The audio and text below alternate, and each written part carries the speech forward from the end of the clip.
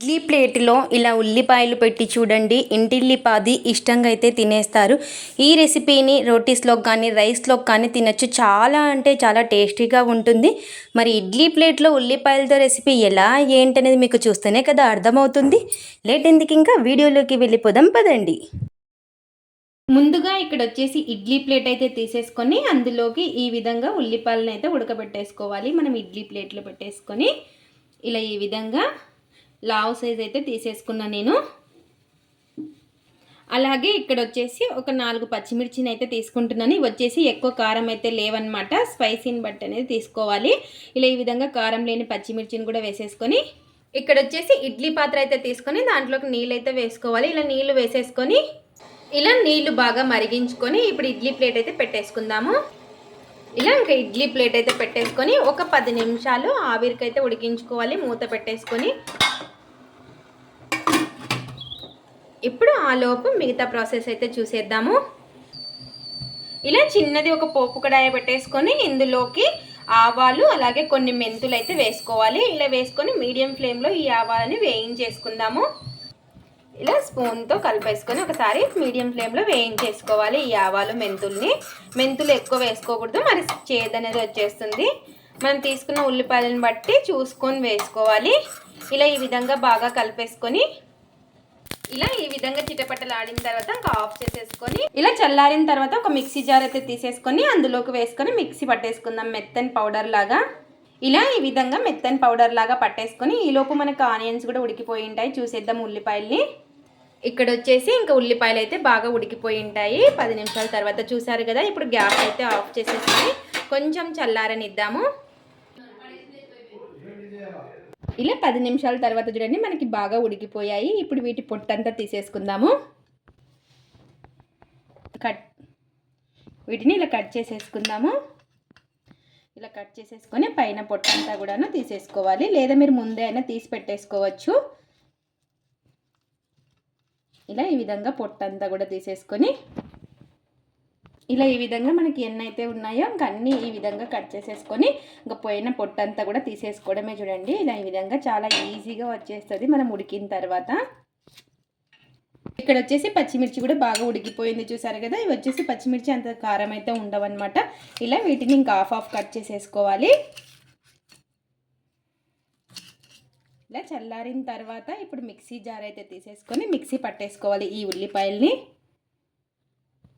ఇలా ఒక mixie jar అయితే తీసేసుకొని ఈ ఉల్లిపాయల్ని ఇందులోకి అయితే వేసేసుకుందాము.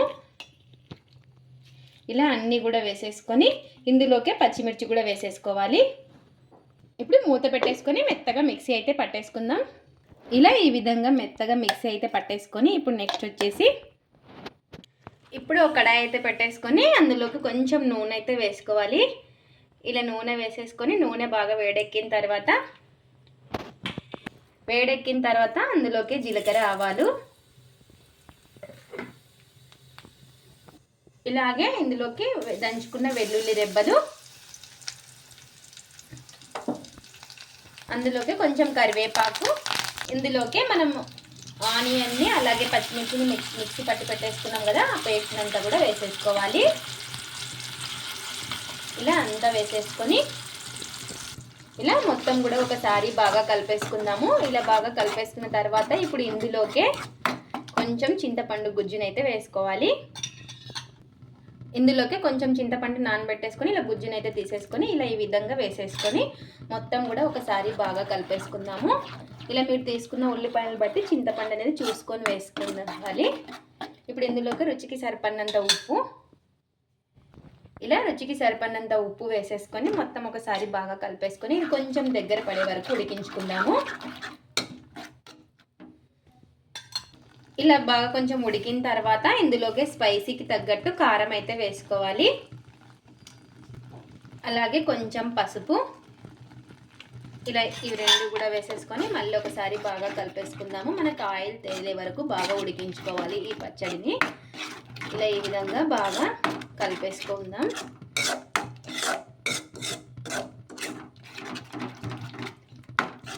ఇలా ఈ విధంగా బాగా కలిపేసుకొని ఇలా ఈ విధంగా మనకు ఆయిల్ తేరే వరకు ఉడికించేసుకోవాలి. ఇప్పుడు మనము ఆవాలు అలాగే మెంతులు పొడి చేసి పెట్టేసుకున్నాం కదా, ఈ పొడిని కూడా వేసేసుకుందాము. ఇలా ఈ పొడిని కూడా వేసేసుకొని మొత్తం బాగా కలిసేలాగా కలిపేసుకుందాము. ఇలా ఇవన్నీ కూడా వేసేసుకొని ఇప్పుడు దగ్గర పడే వరకు ఉడికించేసుకోవాలి, ఆయిల్ తేలే వరకు. బాగా దగ్గర పడే వరకు ఉడికించేసుకోవాలి. ఇలా బాగా ఆయిల్ తేరే వరకు పెట్టేసుకొని ఇంకా ఇప్పుడు గ్యాస్ అయితే ఆఫ్ చేసేసుకుందాం. చూసారు కదా ఇలా బాగా దగ్గర పడిపోయింది. ఇలా మధ్య మధ్యలో కలుపుకుంటా ఉంటే మనకి పర్ఫెక్ట్గా ఉడుకుతుంది, అడుగంటకుండా. ఇలా ఆయిల్ తేలే వరకు పెట్టేసుకొని ఇంక ఇప్పుడు ఆఫ్ చేసేసుకుందాము. ఇలా ఇంకొక ప్లేట్లోకి అయితే సర్వ్ చేసేసుకుందాము. ఎంతో టేస్టీగా ఉండే ఇడ్లీ పాత్రలో ఇలా కొత్తగా ఆనియన్ చట్నీ ఇలా ట్రై చేయండి. చాలా అంటే చాలా టేస్టీగా ఉంటుంది. ఇది రోటీస్లోకి కానీ రైస్లోకి ఇంకా చాలా అంటే చాలా బాగుంటుంది. మీరు కూడా ఒక్కసారి ఈ విధంగా కొత్తగా ట్రై చేయండి, అంత టేస్టీగా ఉంటుంది. ఇది చింతపండు గుజ్జు వేసుకున్నాం కదా, ఒక 3 days అలా నిల్వ కూడా ఉంటుంది. ఇది ఫ్రెండ్స్ ఇవాల్టి వీడియో. మా వీడియోస్ కనుక మీకు నచ్చినట్టయితే లైక్ చేయండి, షేర్ చేయండి, కామెంట్ చేయండి, సబ్స్క్రైబ్ చేసుకోండి. స్కిప్ చేయకుండా పూర్తి వీడియో చూడండి. చూసిన వాళ్ళు ఒక లైక్ అయితే చేయండి. అలాగే ఇడ్లీ పాత్రలు ఇలా కొత్తగా ట్రై చేసి ఎలా వచ్చిందో కామెంట్ అయితే పెట్టండి. Thanks for watching. Bye bye.